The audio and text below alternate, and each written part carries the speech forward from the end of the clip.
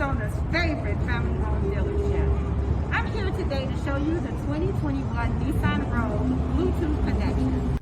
All right, guys, the first thing you're going to do is go into your settings on your phone, hit the settings menu, and then we're going to go right to the Bluetooth. If it's off, you just want to hit that button to turn that Bluetooth on. Once you turn it on, it's actually going to start to look for devices. Once you're searching for devices through your phone, you're going to come to the screen and hit Add New. And then, as you can see, it automatically picked up my Rogue. We're going to go ahead and click My Rogue. Now you're going to see a PIN number on the screen as well as on your phone. You're going to go ahead and click the pair button. And then from that point, you can sync your contacts directly into your vehicle by hitting the Allow button.